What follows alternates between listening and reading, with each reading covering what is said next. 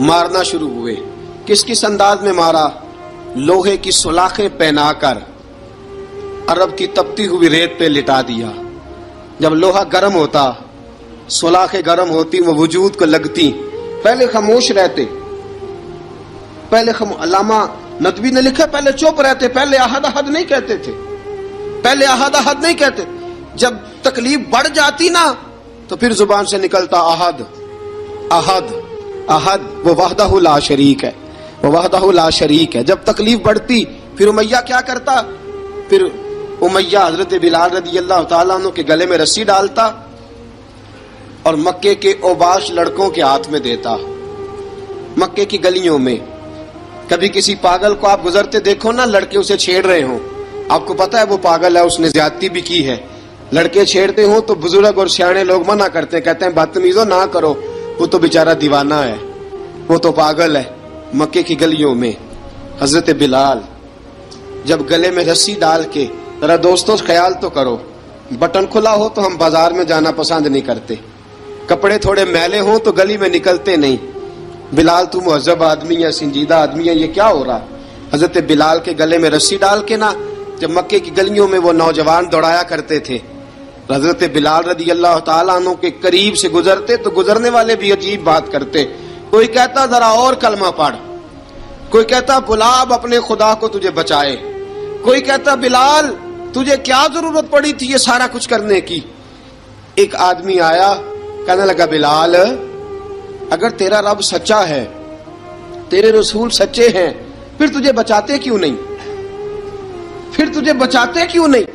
جب تو اتنا مخلص مومن ہے اور اتنا تیرے اندر خلوص پایا جاتا ہے تو وہ آتے کیوں نہیں تیرے دفاع کے لیے؟ وہ تیرے لیے ڈھال کیوں نہیں بنتے؟ حضرت بلال حبشی کا جواب بڑا زبردست تھا.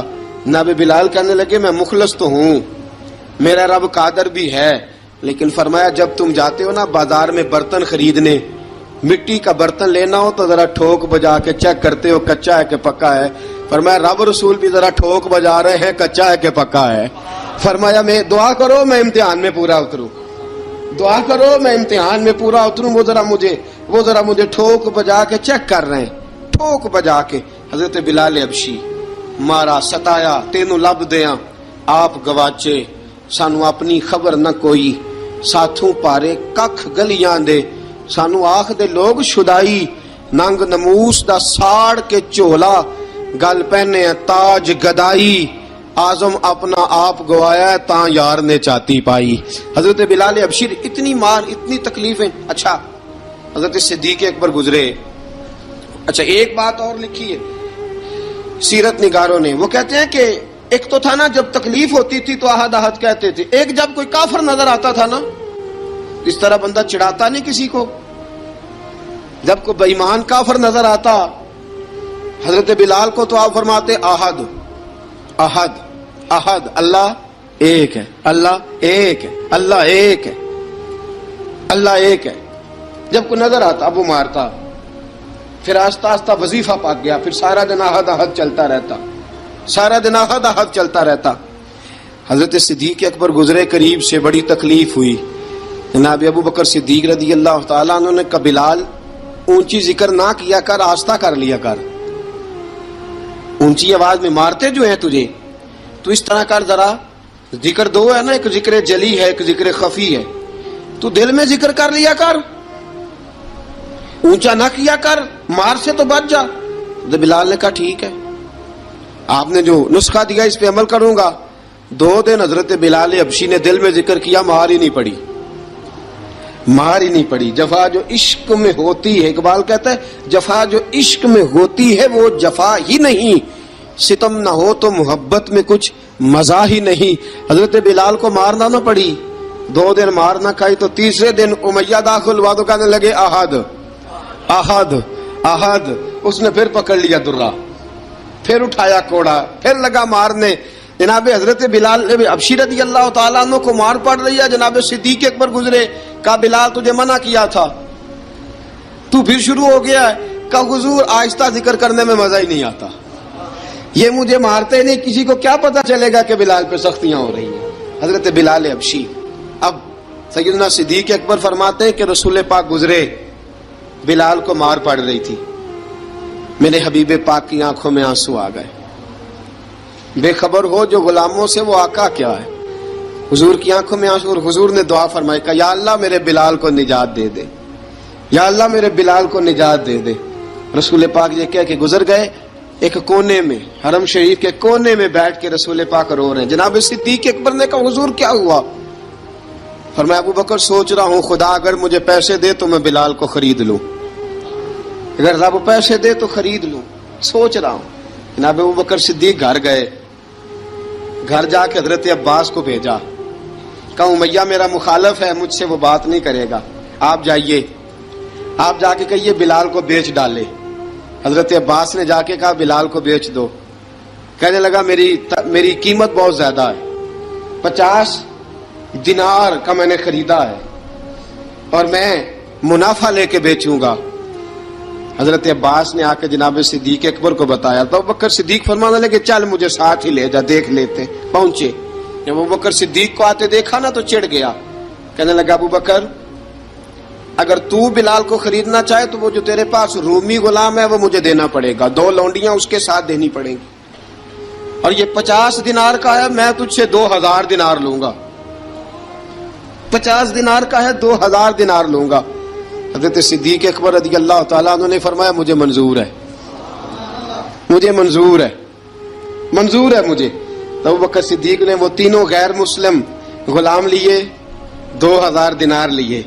حضرت عباس نے بھی کلمہ نہیں پڑھا تھا، کہنے لگے ابو بکر تو کامیاب تاجر ہے، کیا کرنے لگے ہو؟ تو حضرت ابو بکر صدیق کہنے لگے آپ نے بھی کلمہ نہیں پڑھا، آپ کو اس سودے کا پتہ نہیں، آپ ابھی اس لذت آشنائی سے واقف نہیں، آپ نے بھی یہ ذائقہ چکھا نہیں، آپ ابھی اس راہ سے گزرے نہیں، آپ کو پتہ نہیں یہ بھی ایک ذائقہ ہے، یہ بھی ایک سودا ہے، یہ بھی ایک لذت ہے، یہ بھی ایک گہرائی ہے، یہ بھی ایک مزہ ہے، اس کا بھی آپ کو علم نہیں، آپ نے کلمہ نہیں نہ پڑھا۔ محبت کو سمجھنا ہے تو نہ سے خود محبت کر، کنارے سے کبھی اندازہ طوفان نہیں ہوتا۔ فرمایا ابھی تو راہ گزر میں ہے، کہتے مقام سے گزر، ابھی ذرا آگے چلیں گے نا، جب آپ کلمہ پڑھیں گے تو آپ کو پتہ چلے گا۔ حضرت سیدنا بلال حبشی کو لینے کے لیے صدیق اکبر پہنچے، 2000 دینار، 3 غلام پڑھے لکھے سیانے سمجھدار، جب دیے نا تو امیہ کھل کھلا کے ہنسا، کہنے لگا ابو بکر بڑے گھاٹے کا سودا کیا تو نے، ابو بکر تو نے بڑے گھاٹے کا سودا کیا ہے، یہ پڑھا لکھا مجھے دے کے جا رہا ہے اور یہ ان پڑھ تو لے کے جا رہا ہے، یہ خوبصورت رومی غلام دے کے جا رہا ہے اور یہ حبشی کالے رنگ کا تو لے کے جا رہا ہے، اور 50 دینار کا غلام 2000 دینار میں تو لے کے جا رہا ہے، اتنے گھاٹے کا سودا، اتنی بڑی نادانی۔ حضرت جناب سیدنا صدیق اکبر رضی اللہ تعالیٰ کہنے لگے امیہ تو کافر ہے، لیکن تو نے ابھی بھی پیسے تھوڑے مانگے ہیں، تو نے بلال کا رنگ دیکھا ہے، میں نے مصطفیٰ کے عشق کا رنگ دیکھا ہے۔ فرمایا تو ابھی اس کے رنگ میں الجھا ہوا ہے، اور میں جو اس کے باطن کا حسن ہے وہاں تک پہنچ گیا ہوں۔ حضرت سیدنا بلال حبشی رضی اللہ تعالیٰ عنہ ساتھ کھڑے، ابو بکر صدیق رضی اللہ تعالیٰ عنہ نے ارشاد فرمایا اگر میں یمن کا حکمران ہوتا، یمن کا بادشاہ ہوتا، اور تو مجھے کہتا کہ بلال میں تب دوں گا جب تو مجھے یمن کی حکمرانی دے گا، فرمایا میں تجھے یمن کی حکمرانی بھی دے دیتا لیکن بلال کو ضرور خرید کے لے جاتا۔ حضرت بلال حبشی